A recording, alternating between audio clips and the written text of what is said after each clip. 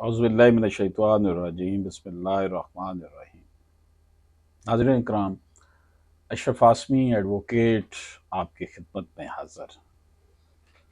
नाज़रीन इकराम, criminal trial के दौरान, क्रिमिनल अपील के दौरान बहुत से केसेस से वास्ता पड़ता है।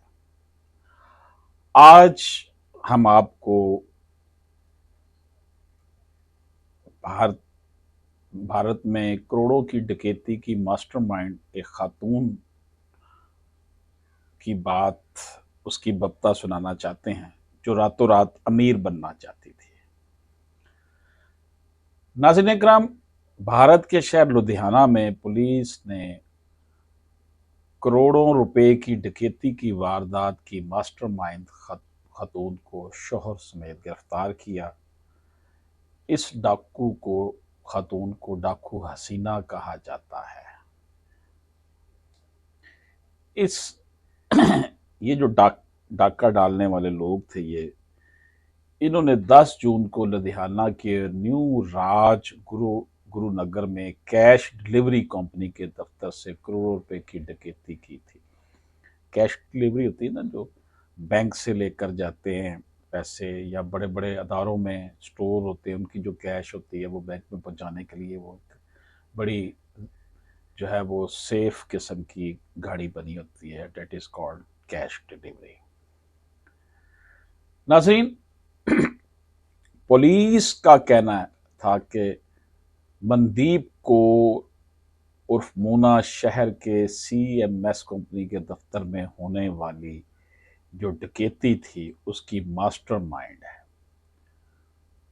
जिसमें तकरीबन 8.5 करोड़ रुपए चुराए गए। पुलिस ने डकैती की इस वारदात को 60 घंटे में हल कर लिया। पुलिस का कहना है कि मनदीप ने कंपनी के मुलाजम मनजिंदर सिंह के साथ मिलकर डकैती की मंसूबाबंदी की थी। तकरीबन 7 करोड़ रुपया बरामद हो चुका है, रिकवरी हो चुकी है, और इसमें 18 मुल्जमान जो है उनको गिरफ्तार कर लिया गया। ये जो खातून डाकू हसीना थी, ये खुद को वकील बताती थी कि मैं वकील हूं। इस वाक़े के बाद मनदीप कौर और उर्फ मोना को डाकू हसीना के नाम से पुकारा जाने लगा है। इंटरनेशनल मीडिया पर यह खबरें आई, BBC ने, गार्डियन ने, हिंदुस्तान टाइम्स ने, पूरी दुनिया में ये रिपोर्ट हुआ है ये केस। इसलिए हमने सोचा कि हम अपने नाजरीन को, क्योंकि सिविल प्रोसीजर कोड और PPC और ये सारे कवानीन भारत में, पाकिस्तान में, बांग्लादेश में एक जैसे ही हैं, लेकिन मनदीप कौर उर्फ मोना ने जिस तरह इस वाक़े को अंजाम दिया, इसने सबको हैरान कर दिया।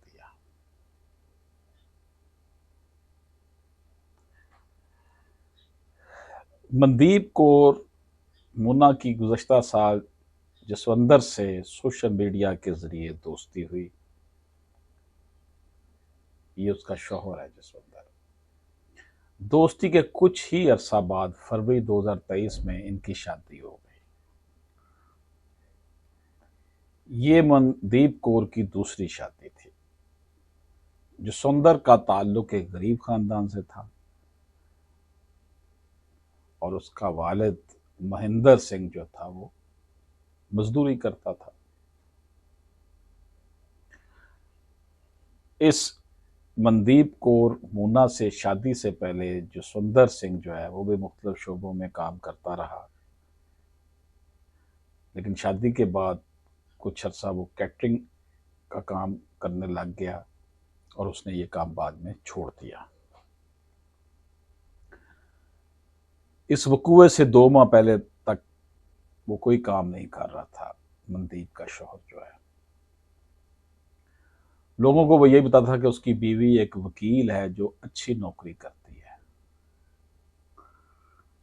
अब मनदीप कौर जो है वो एक गरीब मेहनतकश खानदान में लुधियाना के कस्बे में पैदा हुई और 2020 तक मनदीप की ज़िंदगी आम लड़कियों की तरह ही गुजर रही थी, लेकिन 3 सालों में उसकी ज़िंदगी में बहुत तब्दीली आ गई। मोना ने जब लॉकडाउन हुआ कोविड की वजह से, तो लुधियाना पुलिस के साथ उसने बतौर रजाकार काम किया। उस वक्त लुधियाना पुलिस ने रजाकारों को भर्ती किया था कोरोना के दौरान, तो मनदीप कौर भी इसमें शामिल हो गई थी। लॉकडाउन ख़त्म होने के बाद जाहिर है कि मनदीप के पास वो रजाकार वाली नौकरी नहीं थी, तो उसने फिर एक इंश्योरेंस कंपनी में काम किया। इसके बाद उसने 2-3 और नौकरियां की।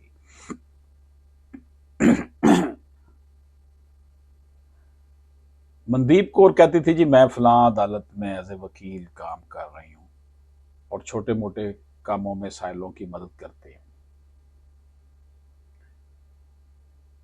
हालांकि वो सिर्फ FA पास थी, यानी लॉ नहीं उसने किया हुआ था। मनदीप ने अपने शोहर को भी शुरू में यही बता रखा था कि वो वकील है। पुलिस ने मनदीप कौर की गिरफ्तारी के लिए खसूसी ऑपरेशन का आगाज किया। CMS कंपनी के दफ्तर में डकैती की अहम मुलजमा मनदीप कौर और उनके शोहर को पुलिस ने 6 दिन बाद ही गिरफ्तार कर लिया। पुलिस कमिश्नर के मुताबिक वारदात से पहले मनदीप कौर और दीगर मुलजमान ने तय किया था कि अगर ये उनकी वारदात कामयाब हुई तो वो माथा टेकने के लिए श्री हेमकंठ साहब केदारनाथ और बैदावर जाएंगे।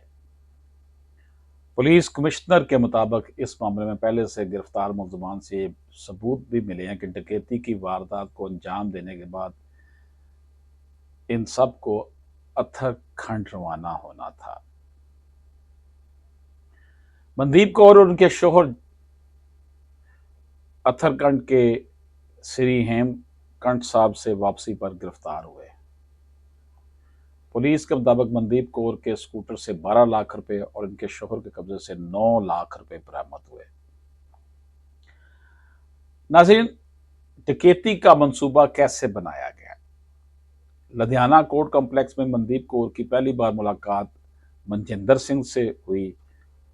मनजिंदर सिंह जो था वो CMS कंपनी का मुलाजम था जो कैश कैरी करती थी और लुधियाना कोर्ट कॉम्प्लेक्स में ATM मशीन में ATM से रकम लेने आया करता था। पुलिस कमिश्नर के मुताबिक मनजिंदर सिंह और मनदीप कौर की गहरी दोस्ती हो गई। दोनों रातों रात अमीर बनना चाहते थे और फिर उन्होंने CMS कंपनी में डकैती की वारदात का मंसूबा बनाया। मनदीप कौर और उसके शोहर के करीबी अफराद का भी ये कहना है कि ये दोनों जो थे शॉर्टकट रास्ते से रातों रात अमीर बनना चाहते थे। उसका जो शोहर था मनदीप का, उसने मजदूरी का काम छोड़ दिया था और मनदीप कौर एक पूरा साइज जिंदगी गुजारना चाहती थी। उसकी उम्मीद थी कि वो करे ऐसा कि अमीर बन जाए। दीगर मुलजमान को भी उन्होंने रातों रात अमीर बनने के जो थे वो ख्वाब दिखाए थे। नाज़रीन कराम, ये सूरत हाल है कि रातों रात अमीर बनने के लिए किस तरीके से अपने आप को मुसीबत में डाल लिया गया और कैसे वो लोग डकैती की उन्होंने और वारदात का मंसूबा बनाया, पैसे लूटे और बाद में उन्होंने पकड़े गए और यूं ये उनका जो किस्सा था वो तमाम हुआ। और ये जो उनका लूटने का प्रोग्राम था कि लूट मार करनी है, इसको कैसे अंजाम तक पहुंचाया गया। जिन माशरों में नाइंसाफ़ियाँ होती हैं, लोगों को अपॉर्चुनिटीज़ नहीं मिलती मुलाजमत की, कारोबार की, वहाँ पर फिर ऐसे ही मामलात आते हैं कि लोग रातों रात अमीर बनने के लिए जो है वो डकैती का प्रोग्राम बना लिया, चोरी कर ली, किसी को कत्ल कर दिया। ये वाकया भी इसी तरह का है कि इसमें भी हम ये देखते हैं कि रातों रात अमीर बनने की ख्वाहिश जो थी उसने एक, अब जाहिर है कि वो इतनी जल्दी तो उनकी खलासी नहीं होनी ना जेल से, टाइम लगेगा। और वो अकेले मियाँ बीवी ही नहीं फंसे, उस 18 मुल्ज़मान मजीद इसमें जो है ना वो धर लिए गए हैं। अब केस चलेगा और फिर देखें कि क्या मामला बनता है और क्या वो अदालत उनको छोड़ती है या नहीं छोड़ती। और ये जो खातून थी इसने अपना आप जो है वो सिर्फ आसाइश पुरसाइश ज़िंदगी गुजारने के लिए अपने आप को हलाकत में डाल लिया और यूं वो जेल की सलाखों के पीछे चली गई। नाज़रीन, ये क्राइम स्टोरी थी जो हमने आपकी खिदमत में पेश की। अशरफ आसमी एडवोकेट को इजाज़त दीजिए। अल्लाह हाफ़िज़।